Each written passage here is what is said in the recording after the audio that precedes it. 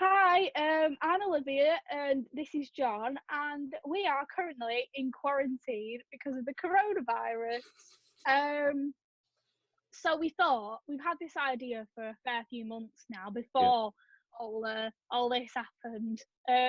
So we thought, what better time than now when we have unlimited time to do anything and nothing, as I'm sure we've been doing a lot, to do this little film podcast. We're both very much film enthusiasts. We're Yeah. both really bonded in film A level class. So I thought maybe this was a time for us to have some now very public Zoom discussions about film and TV and whatever's going on. We decided for this first episode to kind of go through what we've been watching during these wild times, might you say, these quarantine times. So we made a list of 5 or 6 things that are filmed and TV and series, basically anything we can get our hands on, that we've been watching. So, John, what's your first item on your list of quarantine thing? No, let's try that again because that was awful. So I'm going to hand it over to John, and he's going to talk about the first thing on his list. I have literally no idea what he's put, so we'll find that out. It's going to be interesting. Well, lockdown has given me the time to rewatch the Harry Potter films, and I've watched them all more than once, may I say, throughout these 3 weeks. Oh, that's behind John there. There's What? there's a massive shelf full of Harry Potter crap. And there's plenty more. Yeah. Oh, great. Yeah. Lots of toys. Oh, I'm sorry. Memorabilia. Yeah, memorabilia, collectible. Why Harry Potter, John? Apart from your obsession with it. Well, I mean, it just offers a world that you can escape in, especially during these times, because it's just a world full of darkness, and it just, like, especially with the fantasy genre, it just sort of opens up a world which you can escape into and get your eyes off the world, like the state of the world like the state that the world's in at the moment. Well, I understand that completely. As you'll see from my options, I have definitely taken the complete opposite approach. If this was a sort of metaphorical house fire, I'm running straight into it. And I'm running the other direction. Yeah, but I do appreciate the Harry Potter films. John knows I'm not the biggest fan, but I do appreciate them because they're a feat of epic cinematography and CGI work.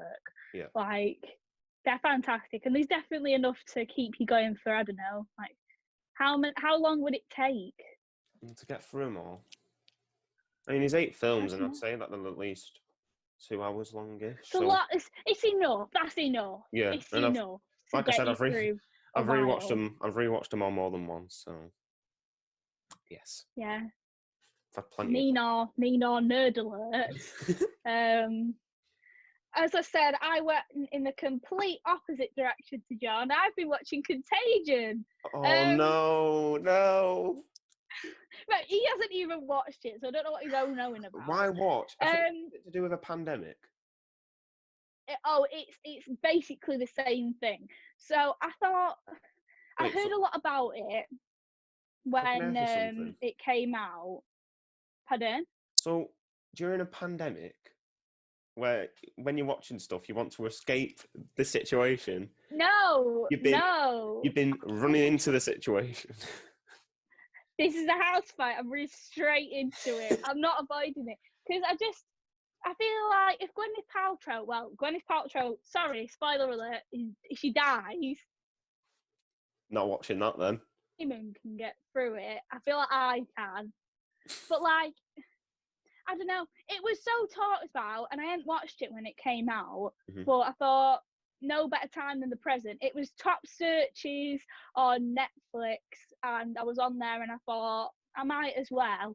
It's funny because I've read some articles about these sort of Contagion, like, pandemic movies, and the consensus is they really do have a terrible view of how the human race reacts to it. Is because we know, I mean, there are some arseholes out there, some COVIDiots, to use terminology that's relevant to now, but Mm-hmm.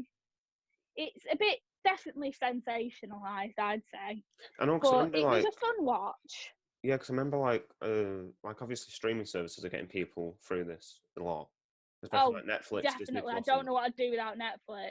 yeah. And I remember like at the start of it, I was yeah, like I looked on like when like you click on search and there's a list of like the top movies that people are watching or whatever it is. Yeah. I remember just seeing Pandemic, Contagion, this, that, whatever. Oh, I haven't watched Pandemic yet, but I I might remember do. That like might be my next watch. there was one thing that I was watching and like people keep referring to it. I think it's like a TV show from like a different country, and then they reference the coronavirus in it, but it was released in 2018 or something. And it says about There's a it's a lot of mutant conspiracy virus and everything. theories. Yeah, There's a lot of conspiracy theories around it at the yeah, moment, but I think Contagion handles it in a really interesting way. The editing style of that, it's very fast paced. It's not my usual thing, because people who know me know I'm a massive Wes Anderson fan, and his work is very different to this. Let me check who directed this, actually.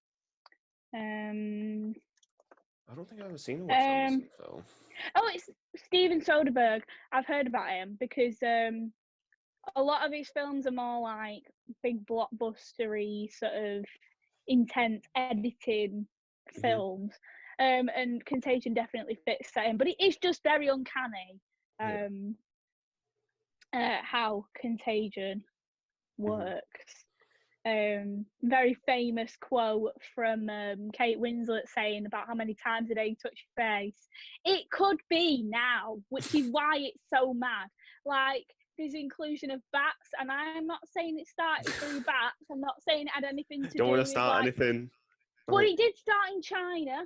This virus in the film, and it did have something to do with animals. What's it called? Zoo something. You know, it's oddly accurate. Yeah. But obviously it's rather sensationalized because it's a film.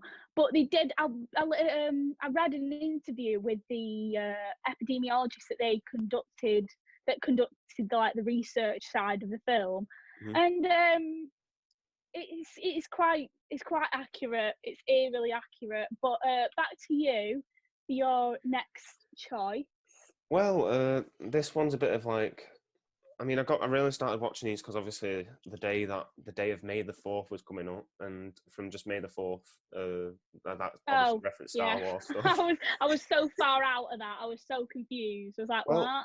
well, I mean, it's just during all of like lockdown, because I got Disney Plus when it was released, so and it was just like the day after it started, and they released a TV show that I used to watch called Star Wars: The Clone Wars. So I was watching all of them again because they were releasing a new season. How old are you again?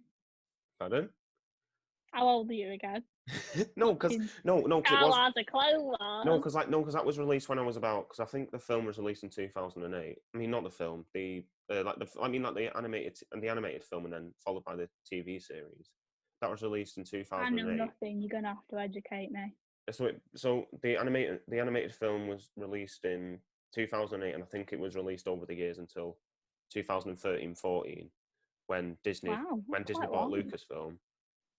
Yeah, cause I think they did 6 series, and one of them was just exclusive to Netflix at the time. I think I may be wrong. I do feel like you are gravitating towards the other Streaming world side of things. Yeah, obviously. I mean, yeah, because I mean, in a way, it was mixed with a bit of nostalgia and everything.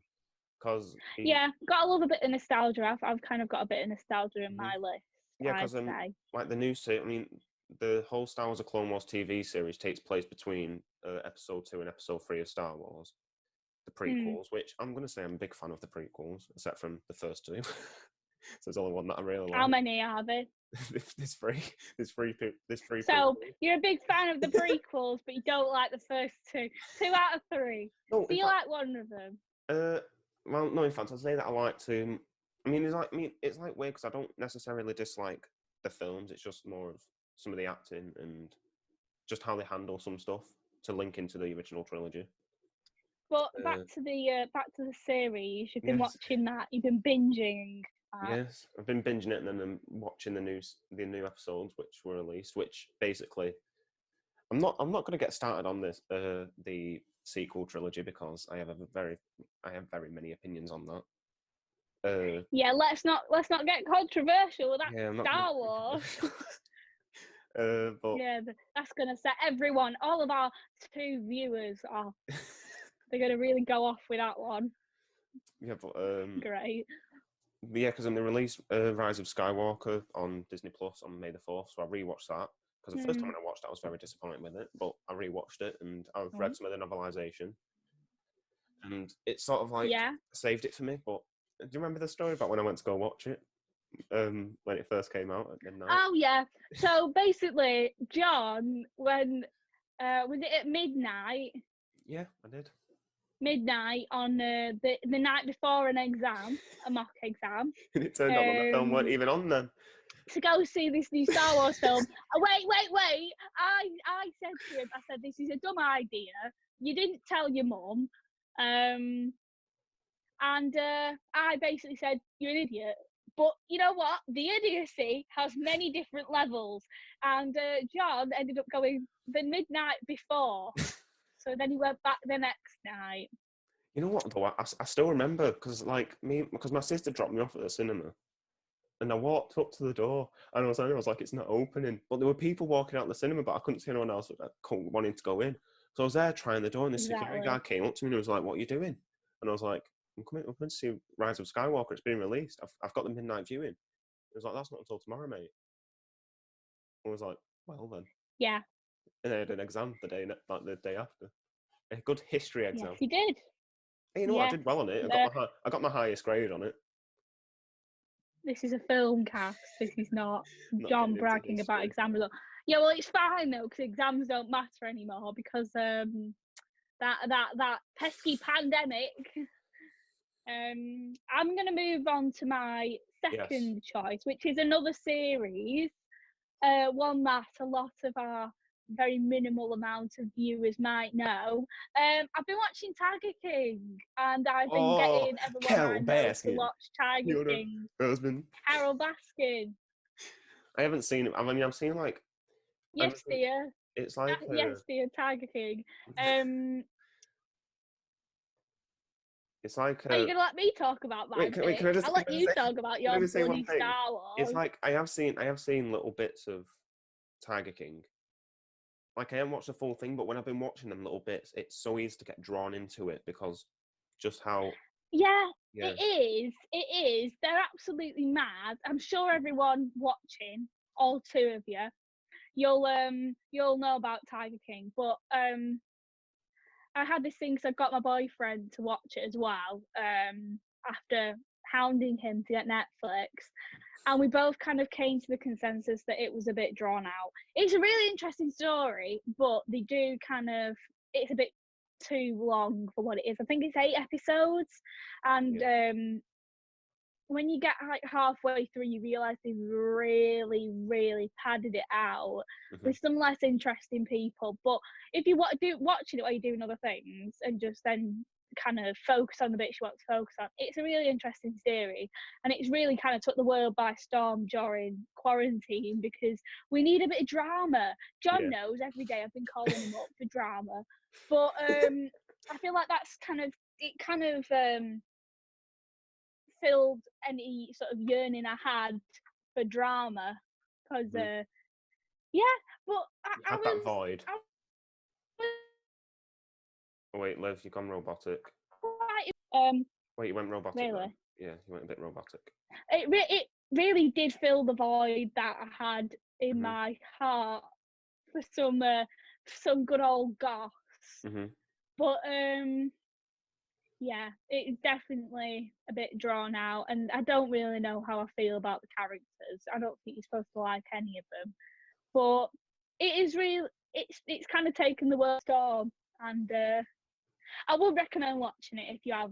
I mean, I was going to say if you have some extra time, but who doesn't? So I'll pass you back on to John, who's going to talk about his next pick. Well, I'm not going to go for the one that I've got on my list for my third one, but I'm going to say a TV show called 13 Reasons Why, as you know it. Because I've had time to. I haven't necessarily rewatched it, but the 4th season's being released on June the 5th, and I am gonna start rewatching it obviously before that season's released, because obviously to do with the mental health stuff and everything, and obviously during quarantine, there's a lot of people's mental health that's going to be affected and everything. So I've got that to rewatch and everything. But yeah, that's like, that's one that I'm going to rewatch because it's just because it holds a special place in my heart. But yeah, that's all I have to say. I watched the first couple of seasons, and like the first season was quite gripping. Mm-hmm. I feel like it was a phenomenon, and I read the book, but like once it got past that, I did feel like it was milking it a bit. Yeah, because I don't know. Maybe it's just me being very critical. Yeah, because I think what is it? I think the book, does a book only go up to the end of the first series? Yeah, because then after that, it's kind of like it's a bit Game of Thronesy in the sense that it didn't have source material, so it kind of just flew about on its own, and it really lost my attention. It just felt like it was a bit inappropriate how they were milking the story. Yeah, because obviously it's quite a serious story. Yeah, because like the first one's about. It's I don't really know how to express it, but it's like about. It's about a girl who obviously is going through all that hardship at school and everything. I'm sure people know what it's about. Going through. I just feel like experiences, and then after they it just milk it focuses even on more. what the book's about. Yeah. Yeah. They just like milk it even more because I think in the second season that's when it's the trial or whatever. It's like the family trial. I can't remember what it is, but it's something to do with a court case. And then the third series is to do with. Am I allowed to spoil it? I guess so. If you're planning on watching the new season, then this is where you may need to just skip this part. Put your fingers in your ears for a little bit. So, like the third. Sorry, we just had to take a break there. The third season was about Bryce Walker and his apparent death and figuring it all out. I didn't know how I felt about that. I just feel like it was a bit like. Yeah. I'm not sure because I think the first story was quite a strong storyline. Yeah. It was interesting. It wasn't my favourite thing I've ever watched, but it was an interesting storyline. But I feel like now they're just leaning into the fact that people like the characters. And it's a bit exploitative of the original. It's like it's like like the first. I like the layout of like the episodes of the first series where it was like tape 1, side A, tape 2, side. It was a good idea. It really played on the. It did show the reality of the world that not everyone is a good person. Everyone does things for a wrong that can affect anyone. Little things affect people and all that. Yeah. And then when it just started going into other stuff, like amazing. Yeah, it's just when it started to go in when it just started, because I like the ending of it because it was like a very. It weren't the traditional happy ending, or as people are going now with like the bittersweet ending. It was just an ending where it was just a very sad ending. It's more realistic in the first. Yeah, it's like it's the more first season, but I feel like they really were pushing it after that. Yeah, it's like the end of the first season was just so impactful because in the last episode it showed obviously the scene, and it showed like the discovery of the body, and then it just ended, and then it was just like that. You just felt the actual impact of the whole thing because you didn't. I don't know how to word it because it weren't a happy ending, because in these situations it never is a happy ending. It stays with you all the time. Mm-hmm. Yeah, and it just I'm going to be rewatching that. Anyway, on to yours. That was very rogue. My next pick is out of character for me. It is a horror film. Oh. And as John knows, and as you will come to find out through this little podcast series thing, I don't like horror films, but it's one on Netflix. It's got that Netflix money. And it's called I'm the Pretty Thing That Lives in the House. I ended up watching it on a little FaceTime date with my boyfriend. Mm-hmm. And I kind of wanted to watch some horror films because, I don't know, I was just feeling a bit wild. So we watched Insidious, and that was kind of rubbish. Yeah. But this one, it is really slow. I won't ruin it because it is actually genuinely fantastic. Cinematography is top notch. It's something you could tell that I personally would enjoy, liking the more artsy Wes Anderson side of things. It's symmetrical, the colour seems really nice. It's set in different time periods, which I really enjoy. And it does get rather confusing, but at the same time, I guess the kind of disorientating. You joking? I guess the kind of disorientating nature of the film in itself adds to the horror thing. End of the day, it's amazing, and I would definitely really, really recommend watching it. Anything? It's a person that doesn't. It's not got loads of jump scares in it. It relies on the fact that the story is really good. Yeah. But again, like I said about 13 Reasons Why, it's quite slow. Maybe that's part of it, but it was like an hour and a half long, which I usually would say is ideal length for a film. But there are parts where I don't know, because you could say that a film being slow builds the tension, and it definitely did, because you constantly thought, when they zoomed off into the darkness, you thought something was going to come out. It doesn't, but you're on edge every time. So that's definitely something I'd recommend. But especially for someone who doesn't like horror films, if I like a horror film and I would recommend it to other people and it didn't scare the crap out of me and I didn't have to watch something happy afterwards, then it's done a good job. But it's definitely something that immerses you in the film, but also doesn't make you feel like you're in it. I don't know. Yeah. It's like, it has a way of taking you out of the immersion that you would get in a normal horror film. Yeah. Because it has that symmetrical sort of Wes Anderson feel, but it's also very immersive in, like, emotionally, I'd say. But I would really, really recommend it if you have a bit of time to spare, which you definitely do. It's and like on that bombshell, I'm going to pass you on. It's like You've got some comments. Horror films. You have to get things. In my opinion, they have to get you have to get certain like film form stuff very perfect, because it's all Definitely. Because to actually get the impact, it has. I mean, it has to be in sound. It has to be in cinematography.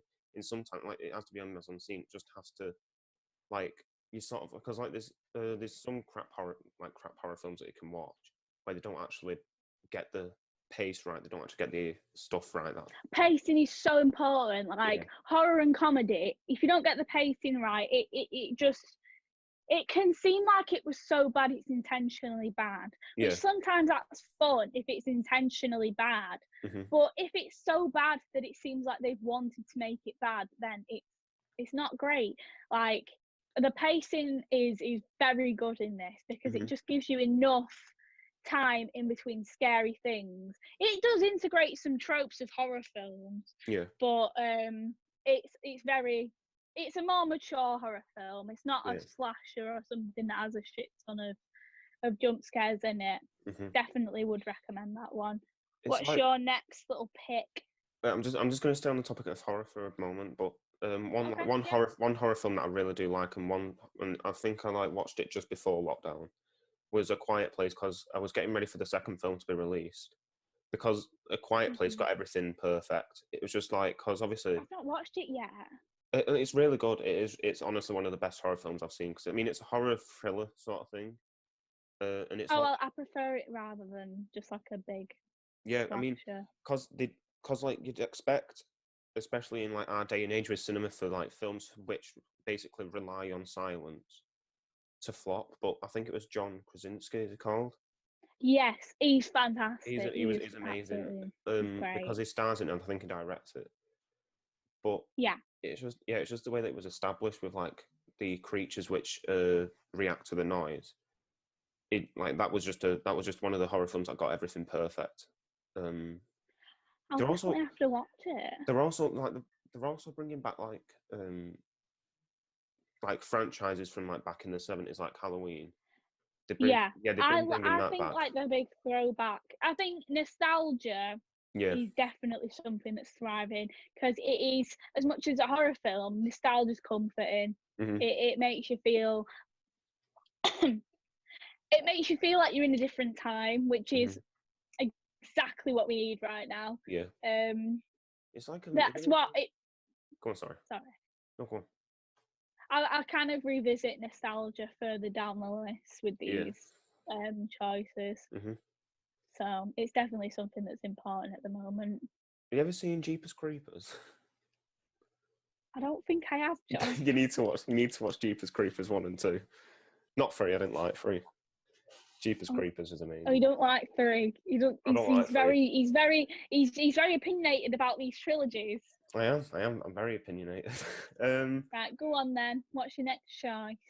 Not a surprise, but it's another fantasy and another book adaptation, just like Harry Potter, but it's Lord of the Rings. And I mean, Lord of the Rings. I love Lord of the Rings. I love Lord of the Rings. Yeah, I love them. Like, I mean, the writer of Game of Thrones, George R.R. Martin, he was talking about Tolkien about writing Lord of the Rings, and I think he sent off a fan letter because Tolkien wrote back a lot, and I can't remember if he said that he did or he didn't, but he sent a letter saying one thing that he should have done to make the books more impactful was keep Gandalf dead, because oh god, I'm spoiling everything if people haven't seen them. I mean, if you haven't seen Lord of the Rings, aren't you? Yeah, I mean, if you haven't seen Lord of the Rings yet, then yeah. Why are you watching a film podcast?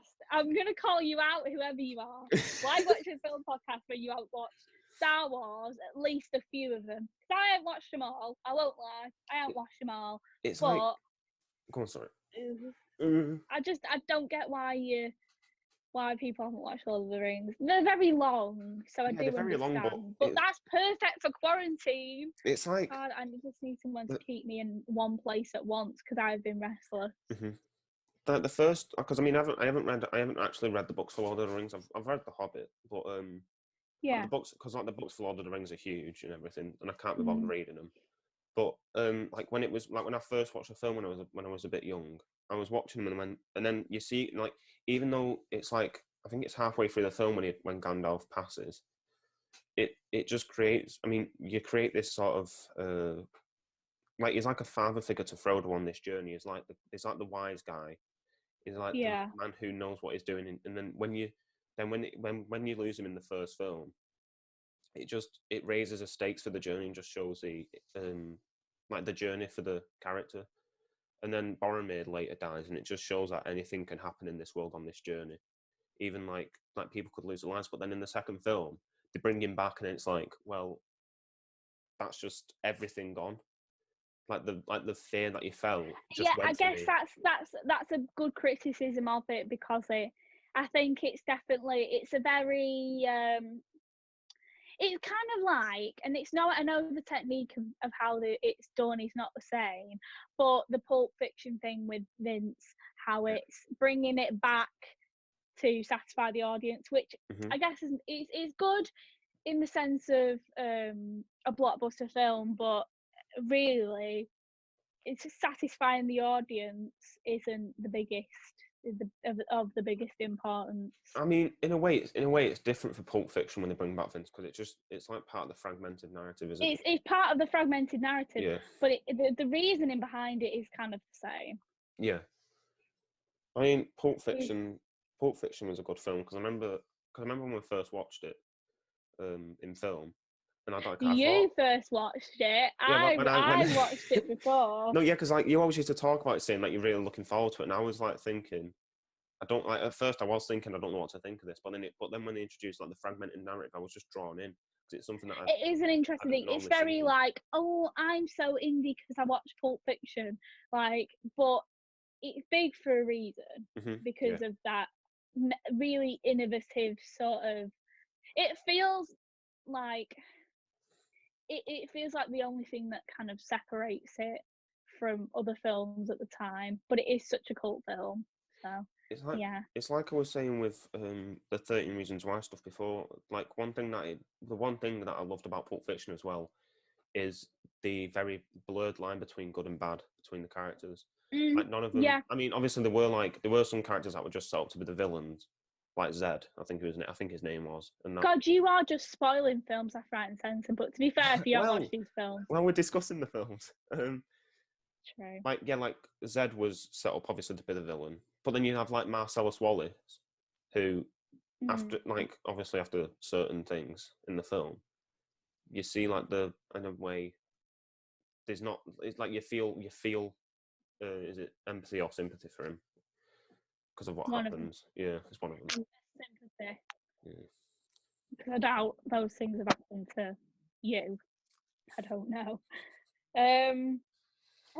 But on the topic of like nostalgia and really cult film, it's not an exact, I'm not saying any specific films, but I have been revisiting a lot of my older favourite films, especially like the Hannibal series. That's not the Hannibal series with Mads Mikkelsen, the actual Silence of the Lambs trilogy. Is that the one with Anthony? A fair few of them. Is that the guy Anthony Hopkins? Anthony Hopkins, yeah. Anthony Hopkins is in he's in all of them.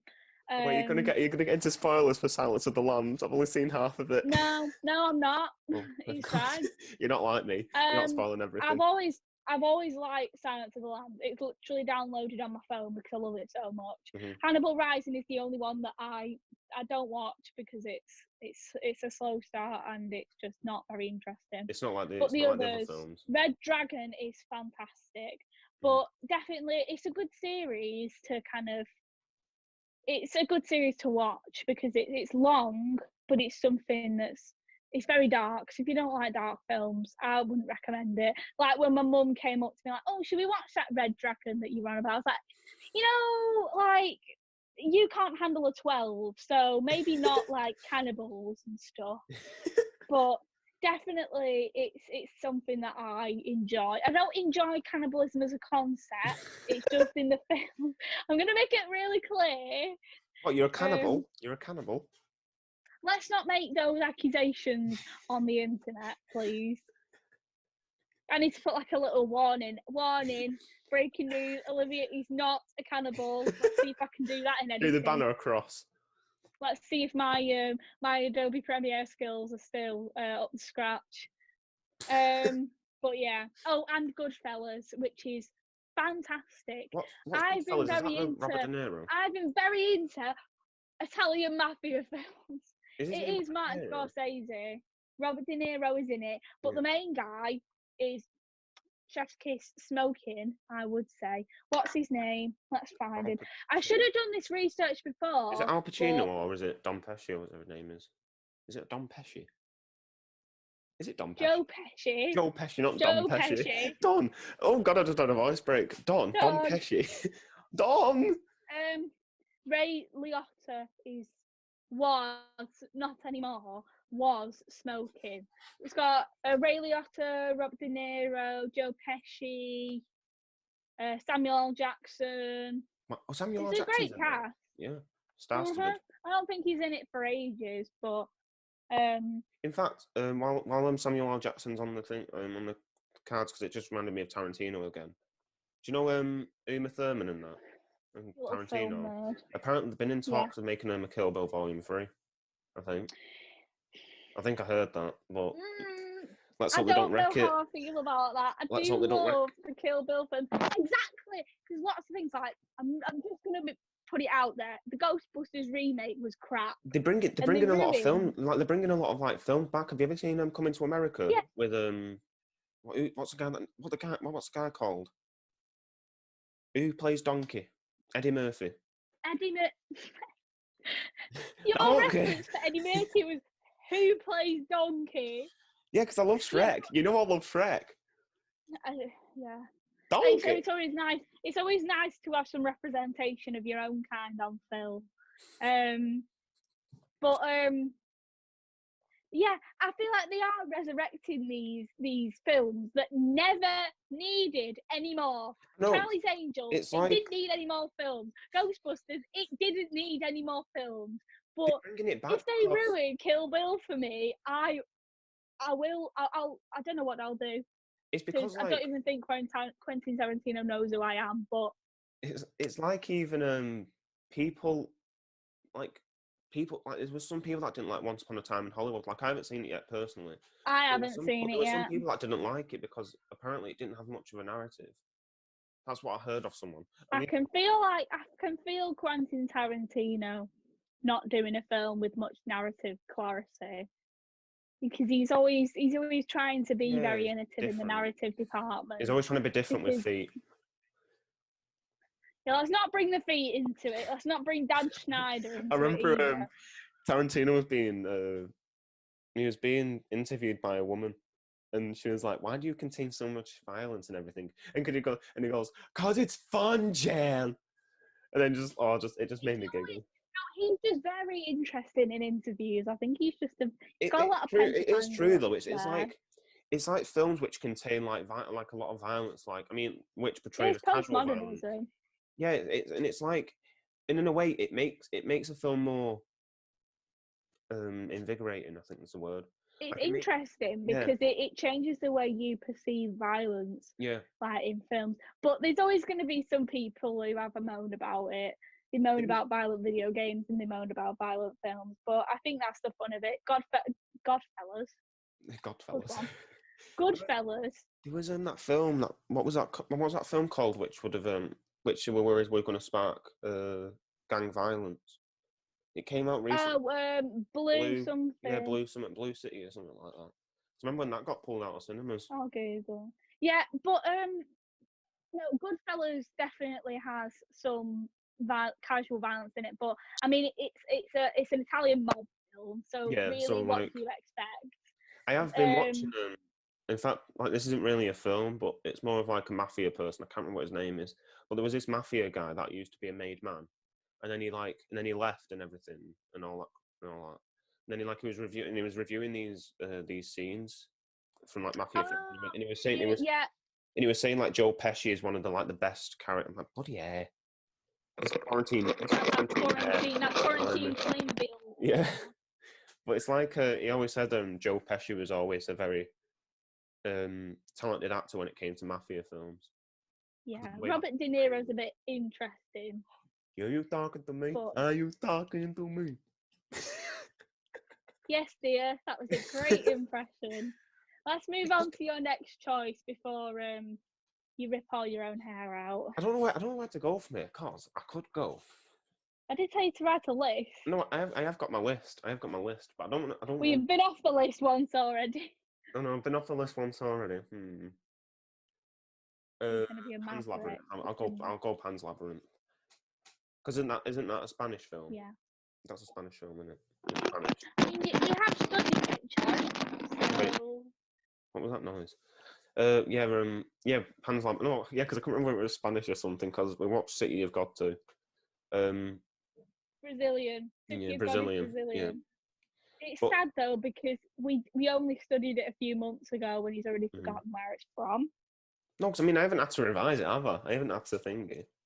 Yeah. But, like I love Pan's. I haven't even watched all of it, so. I love Pan's Labyrinth because of like the like it was both with the context of it, like the whole. It is an interesting context. With like the fascist regime in Spain and that with Franz. I didn't even know it happened before we. Was it Franco?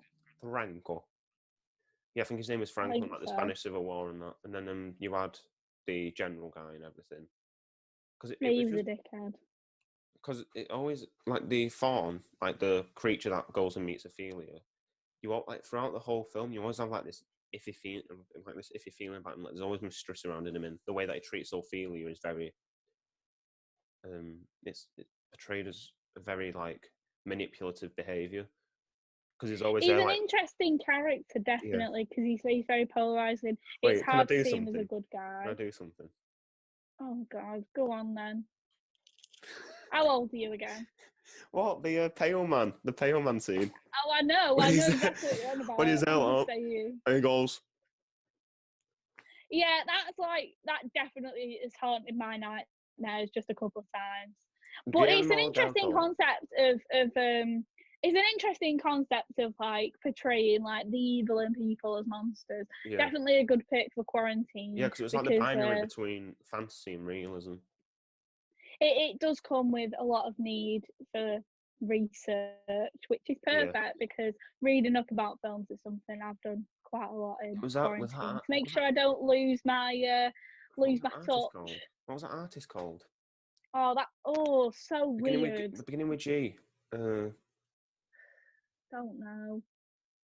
There's some odd guy who did some odd paintings, and that was in the film. Because it also has like mythological references to like, I mean, it's like in my opinion, there's like a very like clear, I mean, not a very clear distinction between Roman and Greek mythology, because I always just read it as the Greek mythology of Kronos eating his children and then Zeus and I do love how you definitely have your film book out. No, I don't have anything. Either that or you just read. I do love how because I've been studying Greek mythology since I was in year 6 or 5, whichever one it was. So. Yes, a very serious time in your educational career. Yeah. Yeah. You're using a lot of terminology that I am just completely omitting from my I can't remember vocabulary. It's going to annoy me. I'll Google it. Let's do some research. Let me have a look. Because he did the painting of Goya, that's it. Goya. I was going to say Gaia, but that didn't sound right. So, yeah. But yeah, it's also a brand of olives. Goya olives. I hate olives. I like olives. Tastes like a tire. Tastes like I'm chewing on a rubber tire. Yes, anyway, dear. Yes, your film. Over to you. My next film, drawing from like films and stuff that we've watched and talked about in our A-level film class that is currently no more. We will never go back. We touched on Brazil and Brazilian politics when we were going over City of God. Another great film. And we were shown this trailer for a film called Edge of Democracy, which is a documentary. I've been very into documentaries recently. Is that to do with the socialist people? It's just about Brazilian politics. It's kind of hard hitting, but what I do love is because even though it's Brazilian, they have someone speaking English. So, like, I watch documentaries, but like I'm painting or I'm tidying up or doing something else because I've been quite restless. So it was really interesting though. Kind of made me feel like my country wasn't so bad politics wise. Well, I mean, I think which is always a good thing in these climates. Well, I mean, I'm obviously, as you may know from some of our previous conversations on the phone, I'm very critical of like the political leadership just in this country and across the pond. But yeah, let's leave the politics out. Yeah, no, I'm going to leave it there. But it's like, it's just good to escape it. That's why I've been watching a lot of fantasy stuff. Definitely, I would agree. It's been good to escape. It's there's not really much I can say about it. Mm-hmm. There's not really much I can say about the Edge of Democracy apart from I would highly recommend if you like political things and if you like not feeling like your country is so crap, definitely watch the Edge of Democracy. It just shows the underbelly of politics, which is something I'm very interested in. Plus, I personally, I mean, if we ever get to go to university and get jobs, and if the film industry hasn't completely collapsed, I would want to do some documentaries, and it's definitely very much inspirational. The whole film and TV industry is basically on hold now, isn't it, in terms of filming and production? Yeah, we do love that. We love uncertainty about our future. I mean, I guess like they can ask, right? I mean, they can like get writers to sort of like write some stuff for it, but it's just it's completely on hold. Right, what's your next choice then, John? I'm gonna go on in the lead of a hero of mine, an inspiration of mine, and that's Kevin Feige, as other people may know him, linked to the Marvel films, linked to the Marvel franchise. Liv, I know. Here we go. I know. Liv, I know you love Marvel films. Don't like superhero films. I think no, but it's like people, especially the Marvel films. They're for people who can't think and watch, and I'm sorry if that offends any of our 2 viewers. I ain't afraid of offending you because you always offend me.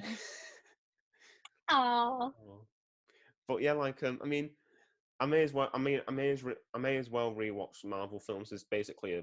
I mean, I was going to say literally a whole franchise which has spanned across a decade. Like because there's Yeah. like I think there's just over 20 films I can watch. But I've been mainly watching the. And I'm gonna watch none of them. I mean, I've mainly been watching like the big two of like Infinity War and Endgame, because they're just two of my favorite films, and they always make me cry because of scenes at the end. But that's like another thing of like that I could escape into the world where there's so much tragedy and stuff happening that I forget about the tragedy happening in the world, in our world. Yeah. But yeah, it's just. I feel like that's a running theme also, throughout your list. It's also like I mean we're probably going to talk about this in another podcast when we film another one, but it's like Marvel films have been such a staple. It's been such like they've been such a an icon. They've been very influential. I'm not going to deny them that. In terms of like in terms of like CGI and everything. In terms of like the actual. Oh, technically they're brilliant. So it's like how they like started off with these one-off films and then just branched them all in together. Like, because there's one. I mean, I'm gonna get into spoilers again. I can't talk about it without getting in.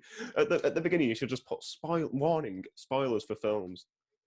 But it's like, on John's side. Yeah, on my side. Like, there's one scene in Endgame where, like, basically Doctor Strange's plan is all coming together, and then these things like open, like these portals open, and then all of the characters that you've seen throughout. I mean, it's even like minor characters. Like there was a duck that you saw once or twice in different films.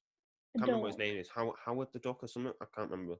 But you see him. It sounds riveting, John.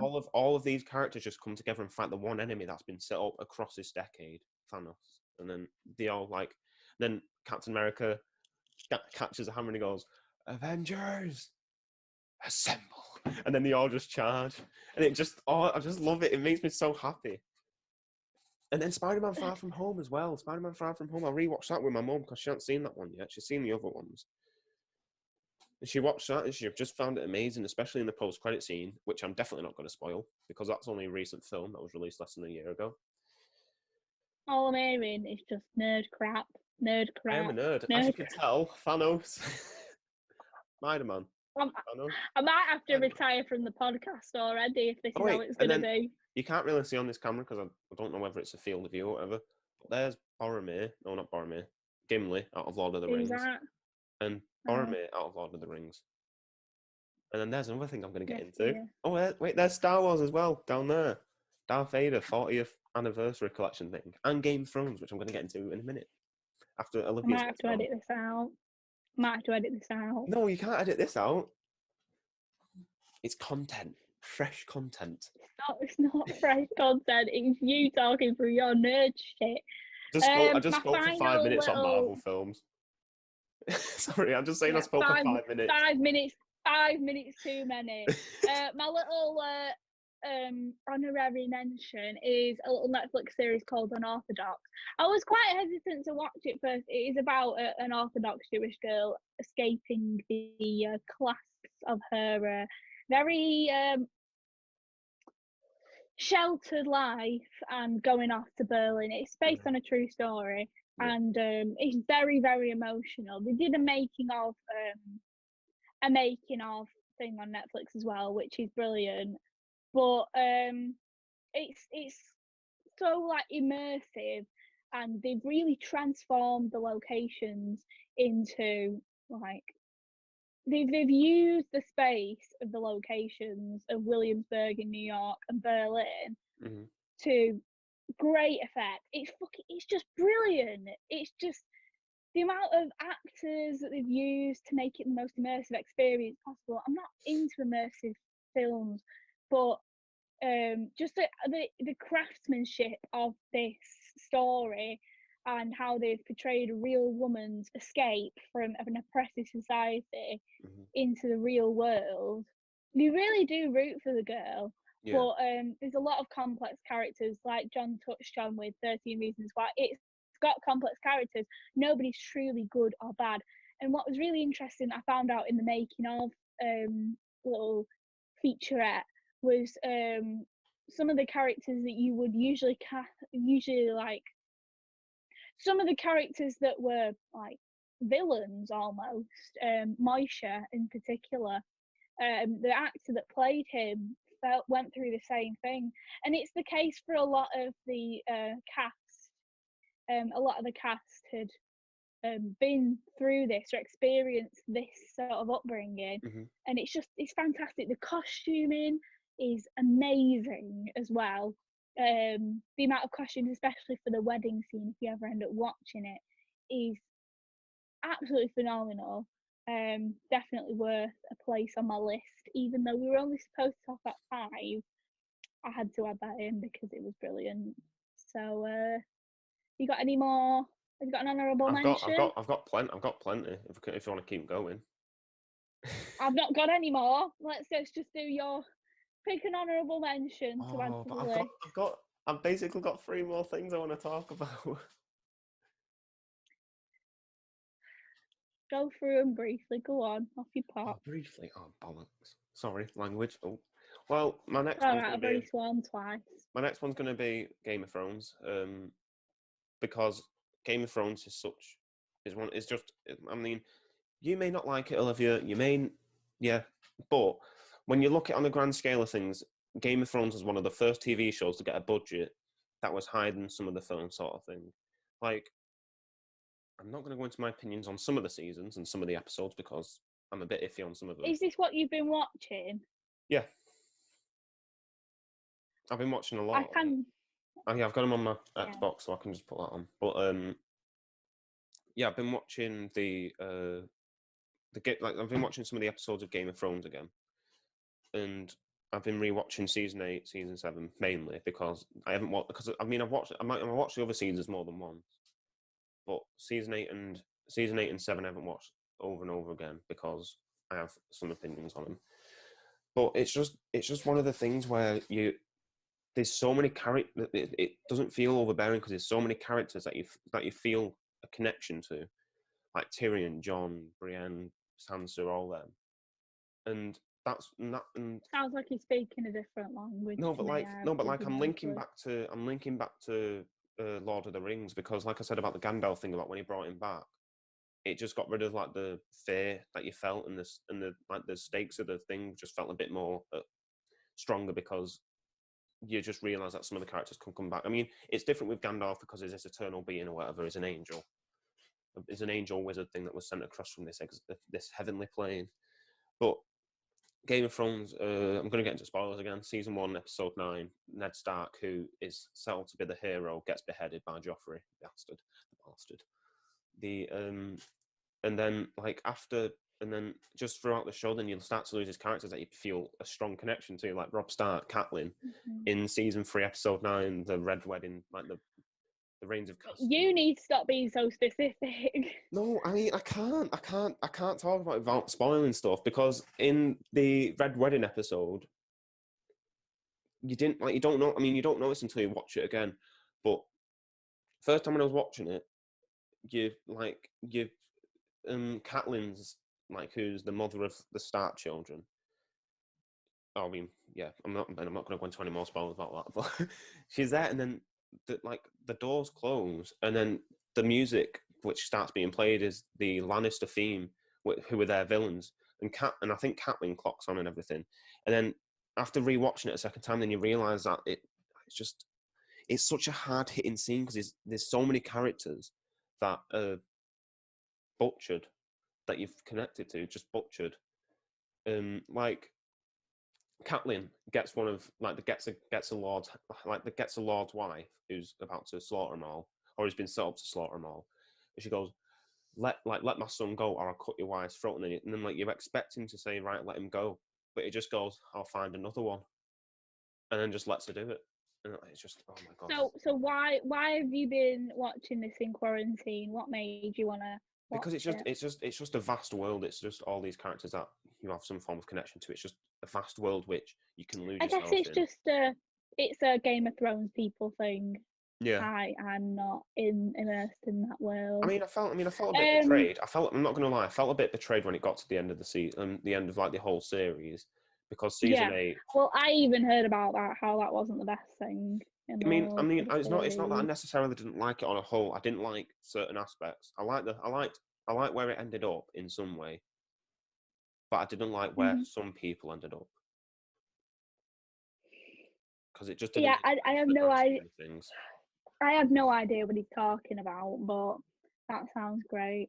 Can I do my honorary mention? Oh, right, nah. Go on, just mention him briefly. Mention him briefly. Honourable mentions: High School Musicals and Mamma Mia's. Well, you gotta love the musicals. See, I'm not saying that I have a more sophisticated list. You said nostalgia. That's nostalgia. I never said that I had a more kind of sophisticated list of choices, but I'm gonna say I have a more sophisticated list of choices. Well, mine's very vast and very well known. It's very vast, but I'm not saying it's sophisticated. I'll say mine's very mainstream. He's a film student, Joe. Oh, you're a film student. I am.